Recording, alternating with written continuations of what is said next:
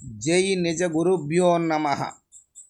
శ్రీ పూర్ణానంద వంకా ఎర్రన్నార్య పాదసేవితం నిచ్చిలానందగుల్ల అప్పారవార్య తశిష్య కళారత్నం శ్రీ కరుణానంద చోడిపల్లి నారాయణార్య సద్గురుభ్యో నమో నమః.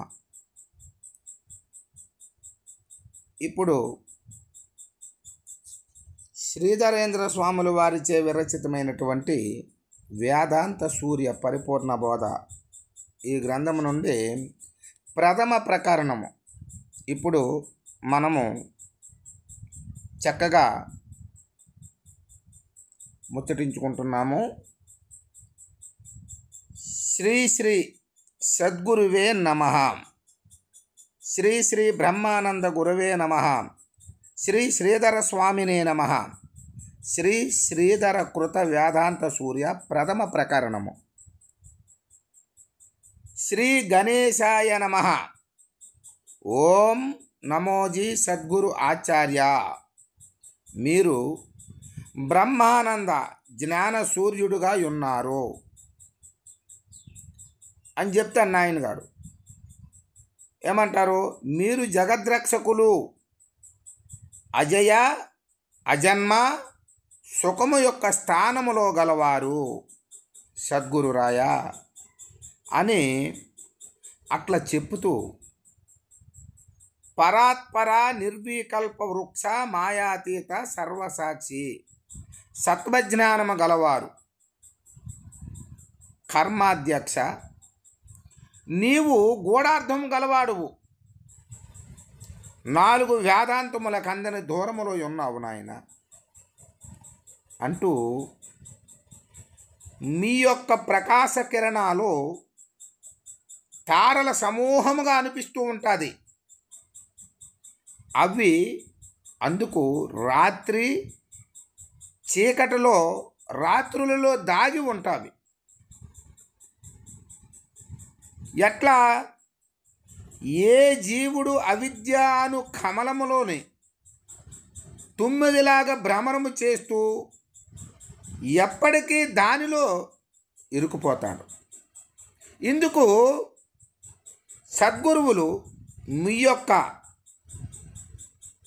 అవిరాభావం వలన అవి ముక్తి పొంది భ్రమరించుతాయి. అందుకే సద్గురువు అనగా దేహము అనే గూడును స్వరూపములో ఉంటారు. దేహం అనే గూడను స్వరూపములో ఉంటారు. పృథివీ మరియు స్వర్గము వ్యాపించి ఉన్నవి మరియు ఉదయ అస్తములో కానిదిగా ఉన్నవి. ఈ విధముగా మీరు ఆచార్య సూర్యునిగా ఉన్నారు. వేదాంత సూర్య పేరు గల అద్వైత గ్రంథమును జగద్గురువులు ఇచ్చుట నుండి చెప్పుటకు ప్రారంభించుచున్నారు. అటువంటి మహనీయులు నాయన. హే సద్గురు, మీరు కైవల్య పదదాత అని ప్రసిద్ధి పొంది ఉన్నారు. జగదానందము యొక్క మూలమైన ఖండముగా ఉన్నారు. ఏ స్థలములో శూద్రులు ఆనందమును మర్చి ఉంటారు, అదే మీరు బ్రహ్మానందము. ఇక ఏమంటారంటే, హే సద్గురు, మీరు ఈ అద్భుత జ్యోతి యొక్క నిధి ఖజానాగా ఉన్నారు. మీరు ప్రేమ యొక్క దివ్యమైన పుష్పముగా ఉన్నారు మరియు ఆనంద సముద్రములోని చేపలాగా ఉన్నారు. ఏదైనా నిజానందములో ఉన్నారు అని ఇట్లా చక్కగా చెప్తూ, హే సద్గురు, మీరు భక్తి యొక్క పర్వతముగా అత్యంత ఎత్తైన అతిపెద్ద శిఖరముగా ఉన్నారు నాయన. కృపాభావంతో ఆకాశములోని ప్రేమ లాంటి మేఘములాగా ఉన్నారు స్వామి. మీ చిత్త స్వరూపముగా సాగరములోని సముద్రములోని అమూల్యమైన ముత్యములాగా ఉన్నారు. ఆ ఆత్మ యొక్క వెలుగులో ఎల్లప్పుడూ వెలుగుతూ కాంతివంతముగా మరుస్తూ ఉంటుంది. అట్లా హే సద్గురు, మీరు అక్షయ శాంతి యొక్క రోహిణీపతిగా ఉన్నారు, ఆనందం యొక్క సర్వభౌమ సత్రపతిగా మీరు ఉన్నారు, మీరు సత్యము యొక్క తేజములో వెలుగులో సూర్యుడిగా వెలుగుతున్నారు. ఏ గురుదేవా, మీకు కృప యొక్క ప్రత్యక్షమూర్తిగా ఉన్నారు. మీరు కృప యొక్క ప్రత్యక్షమూర్తిగా ఉన్నారు. అందుకు చెప్తాను నాయన, మీరు పుణ్య సరోవరములోని కమలములుగా ఉన్నారు నాయన. మరియు మంచి ఫలములు ఇచ్చు నిర్వికల్ప వృక్షముల మీద ఉన్నారు. అంటే శాంతి యొక్క మలయ పర్వతములాగా ఉన్నారు, నిర్వికారములాగా ఉన్నారు. ఇంత చక్కగా చెప్తూ, మీరు ముముక్ష రూపము గల సర్పములాగా ఉండి తమరు భజనలకు నామస్మరణమునకు వేచి ఉన్నారు. ఏదైనా కావాలనే దృష్టాంతముతో ఆశ లేదు. ఏ సద్గురు, మీ యొక్క వర్ణనము ఎలా చేయాలి? తమరు ఉదయపీఠము యొక్క దివ్యలింగంగా ఉన్నారు, లేక అనుభవము గల వైకుంఠ శ్రీరంగుడుగా ఉన్నారు, లేక తమరే భక్తి జ్ఞానము వైరాగ్యముచే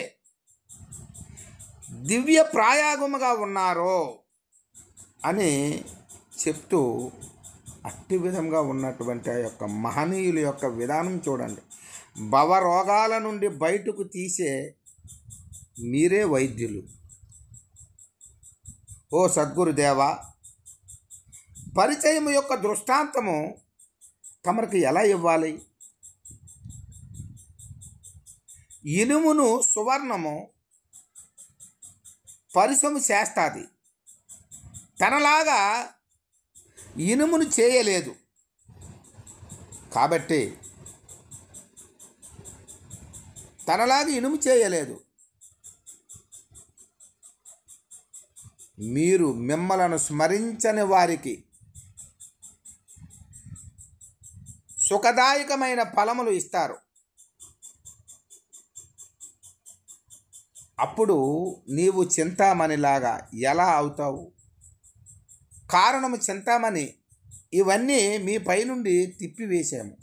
అయినా అప్పుడు తల్లి తండ్రిని సమానముగా మిమ్మలను ఎలా ఒప్పుకోవాలి?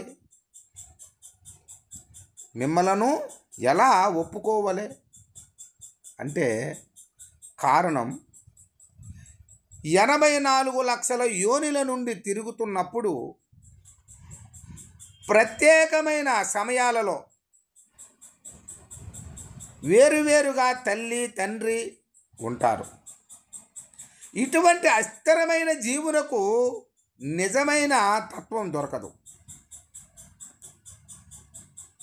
ఆ సద్గురువు సంసార రూపమైన అరణ్యమును కాల్చివేసే బ్రహ్మాగ్నిగా ఉన్నారు. దుఃఖరూపమైన పర్వతమును పగలగొట్టే సహస్ర నయనాలు గలవాడుగా ఉన్నారు. అతడు జ్ఞానశాస్త్రము గలవాడు. అది ఎప్పటికీ తేజములో మరుస్తూ ఉంటుంది. అనంత జన్మల యొక్క తాపాచరణములు ఉంటేనే ఆ జీవి యొక్క మనస్సు భక్తి భజనల్లో నిలుస్తుంది. ఇది నిశ్చయముగా తెలుసుకోవాలను. ఇది ప్రతి ఒక్కరూ కూడా ఇది నిశ్చయముగా ఎప్పుడైతే తెలుసుకోగలుగుతామో అప్పుడు ఒక దృఢ నిశ్చయమైనటువంటి యొక్క విధానం ఏర్పడుతుంది. ఏం చెప్పారు నాయన గారు ఇక్కడ? అనంత జన్మల యొక్క తాపాచరణములు ఉంటేనే ఆ జీవి యొక్క మనసు భక్తి భజనల్లో నిలుస్తుంది. ఇది నిశ్చయముగా తెలుసుకోవాలను. ఎందుకంటే సద్గురుడు అమృతముగా ఉండి చైతన్య ధనముగా ఉన్నాడు.